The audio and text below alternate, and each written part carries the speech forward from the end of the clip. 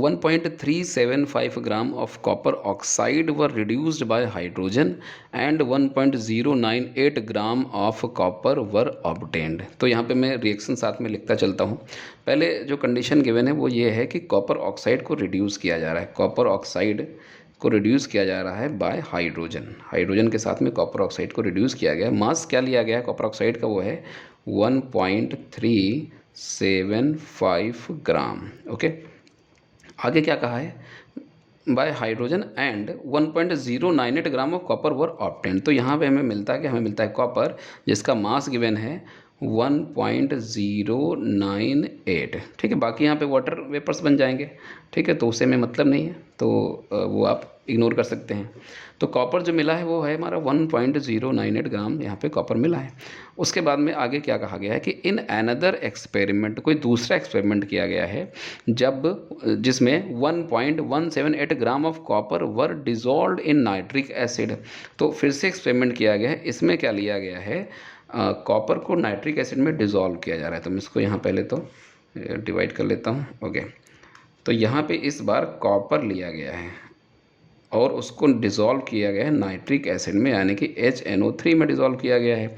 ठीक है, तो कॉपर का जो मास लिया गया है वो है 1.178 ग्राम से। ठीक है, डिज़ोल्व किया है तो क्या मिला है, रिजल्टिंग कॉपर नाइट्रेट। तो यहाँ पे जो प्रोडक्ट मिला हुआ है वो है कॉपर नाइट्रेट, यहाँ पे हमको मिला है। ठीक है, अब क्या कह रहे हैं कि resulting copper nitrate was converted into copper oxide.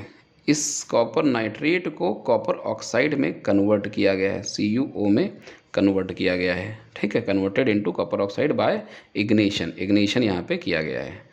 ठीक है, इग्निशन यहाँ पे किया गया है, तो कॉपर ऑक्साइड में ये अपना कॉपर नाइट्रेट कन्वर्ट हो गया है।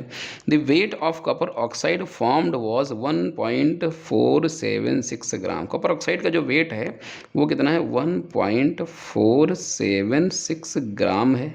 ठीक है, तो show that these results prove that the law of constant proportion.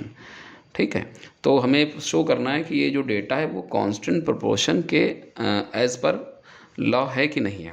ठीक है, तो आइए एक बार हम वापस से इसको रिव्यू कर लेते हैं क्वेश्चन को, क्योंकि यहाँ पे काफ़ी ज़्यादा चीज़ें गिवन है। तो पहले क्या किया इन्होंने, कॉपर ऑक्साइड को रिड्यूस किया है हाइड्रोजन से, तो कॉपर यहाँ पे मिला है, दोनों के मासेस गिवन है।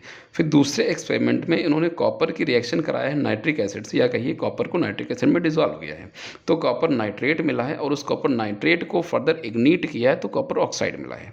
ठीक है, अब कह रहे हैं कि ये जो डेटा है वो एज पर दी कांस्टेंट प्रोपोर्शन है कि नहीं, इस बात को हमें प्रूफ करना है। ठीक है, तो यहाँ पे क्या हम प्रिंसिपल यूज़ करें, क्या क्लू यूज़ करेंगे, कैसे हमको ये पता चलेगा कि ये एज पर दी कांस्टेंट प्रोपोर्शन है कि नहीं। तो देखिए यहाँ पे कॉपर ऑक्साइड जो था उसमें कॉपर कितना मिला है मुझे, 1.098, यानी कि यहाँ से मैं निकाल सकता हूँ कि इस कॉपर ऑक्साइड में कॉपर का परसेंटेज कितना था, जो हम यहाँ पे अभी निकाल लेंगे। ठीक है, तो यहाँ पे एक ये हो जाएगा।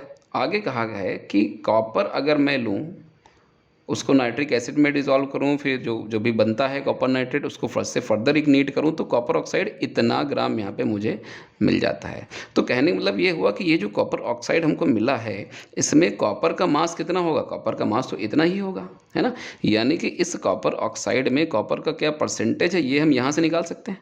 ठीक है, तो दोनों परसेंटेज अगर बराबर आ गए, यानी कि इस वाले केस में और इस वाले केस में कॉपर का परसेंटेज बराबर था, यानी कि जो हमारा डेटा है वो as per the law of constant proportion है। ठीक है, तो आइए पहले वाले केस में हम यहाँ पे कॉपर का परसेंटेज निकाल के देखते हैं।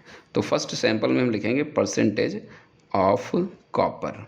तो कॉपर का परसेंटेज के लिए हम क्या करेंगे, कॉपर का मास जो इतना हमें मिला था वो क्या था, 1.098 डिवाइडेड बाय कॉपर ऑक्साइड का मास, यानी कि 1.375 मल्टीप्लाइड बाय 100।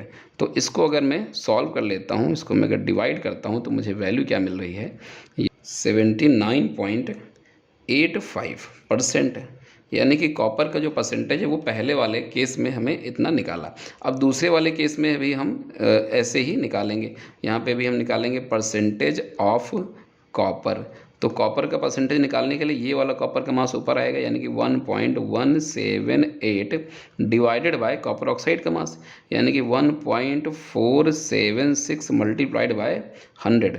तो इसको अगर मैं सॉल्व कर लेता हूँ तो मुझे क्या मिलता है, ये भी हमें मिल रहा है 79.81। ठीक है, तो ये दोनों वैल्यूज़ लगभग बराबर हैं। ठीक है, तो अगर ये दोनों वैल्यूज़ लगभग बराबर हैं तो यानी कि जो अपना डेटा है वो as per the law of constant proportion है, यानी कि दोनों ही केस में जो कॉपर का परसेंटेज है वो कितना है, 79.8 है। ठीक है, तो ये हमारा यहाँ से प्रूफ हो जाता है।